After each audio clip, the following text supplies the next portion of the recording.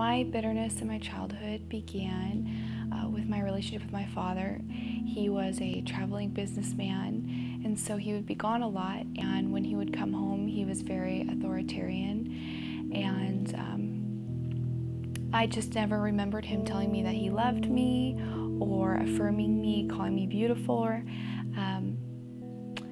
or even loving on me.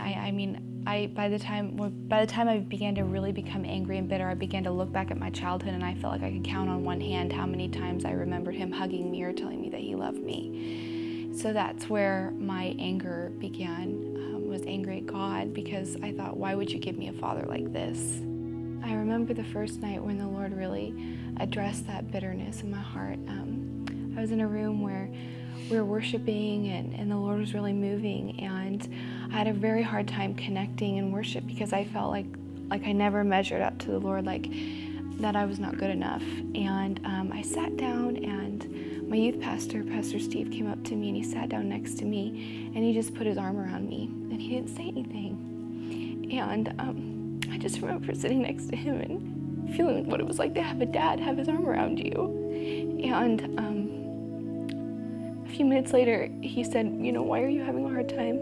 What's going on in your heart? And I just broke, and I said, I have a hard time connecting with the Lord because of my father. And I just began to weep in his arms. And a few minutes later, he picked up my hands, and he looked me in the face, and he said, I'm going to be your father right now.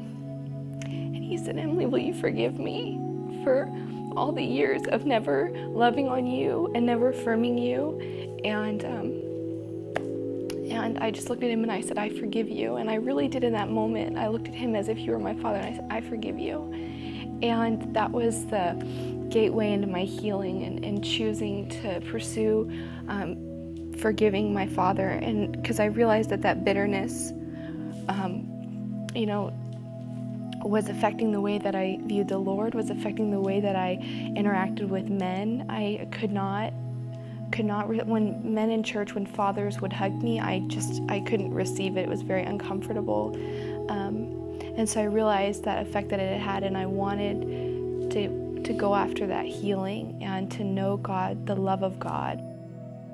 My healing towards my dad progressed when I chose to stop looking at what he was not in my life and began to look at what he was. And he was a good provider. He was a father that looked out for the safety of his family. And that was his way, I realized, of loving me, was to put a roof over my head and to provide. And I began to pray and seek out God, saying, show me the qualities of my father that you love about him.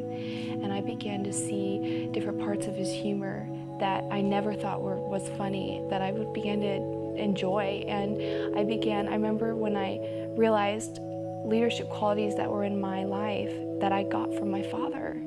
And I just began to fall in love with him and his heart. And that really brought the restoration in our family. And when I began to affirm my father and love on him, his heart opened up in a way that it never had throughout my childhood. I began to see his heart melt when I would just say, Dad, I love you. Even it would be so hard to get out those first few times. But his heart began to melt, and that began to restore our relationship and his relationship with the Lord as well.